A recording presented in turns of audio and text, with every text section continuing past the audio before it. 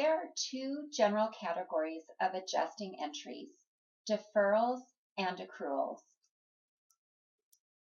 The difference between them is that with deferrals, we put off or defer recognition of the expense and or revenue. So we either pay or receive the cash first and then recognize the expense or revenue later.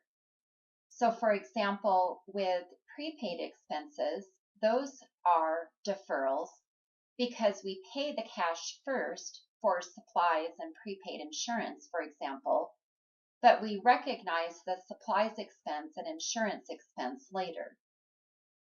Another example of a deferral on the revenue side is unearned revenue, and that's where we receive the cash first, but recognize the revenue later when we perform the service or earn the revenue. So accruals are just the opposite. We're actually going to recognize the revenue earned and the expenses incurred before the cash is received or paid. So we recognize the expense or revenue first, and we pay or receive the cash later. So let's look at an example of an accrued revenue. Let's say an accountant prepares a tax return on March 31st for a client, but doesn't bill the client until April. If financial statements are prepared on March 31st, the service revenue needs to be accrued to recognize that the revenue has been earned. Before the adjusting entry on March 31st that we need to prepare, assets are understated. We don't have the accounts receivable recorded, and we should.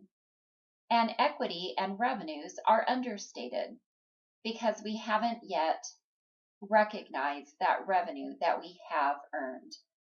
And the reason we've earned it is because the accountant performed the service of preparing the tax return. So we need to prepare an adjusting entry, increasing accounts receivable and asset account to recognize the amount that the client owes the accountant. So that account will increase.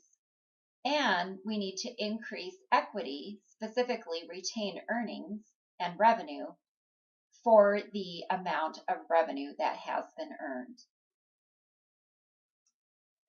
Here's an example of an accrued expense. Accrued salaries and wages. Now, typically in companies, there's a delay in the payment of salaries and wages. So employees might work a 2-week period and not get paid until 1 week after the close of the 2-week period. But wages earned in a period that have not yet been paid, they need to be accrued and recognized in the period that that wage expense was incurred. And we're going to do that with an adjusting entry. So let's say, for example, that employees worked 200 hours and they earned $10 an hour for the 2 weeks ending June 30th. But those paychecks will not be cut until July. If the company prepares financial statements on June 30th, it needs to record an adjusting entry to accrue and recognize the salaries and wages expense that has been earned by its employees. So the adjusting entry, we will increase salaries and wages expense by $2,000, and I obtain that amount by multiplying the 200 hours worked by $10 per hour. So we're going to recognize that expense that has been incurred as of June 30th. And that expense will decrease our equity account. I will also increase a liability account, salaries and wages payable, because I owe that money to my employees and I haven't yet paid it. Therefore, that represents a liability for my business.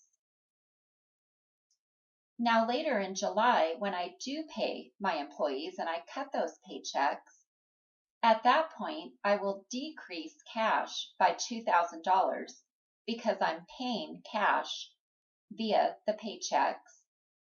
And I will also decrease the liability account, salaries and wages payable, because now that I'm actually paying my employees, I no longer have the liability. And again, my accounting equation is in balance because I have a decrease on the left side of the accounting equation of 2,000 and a corresponding decrease on the right side of the equation in my liability account.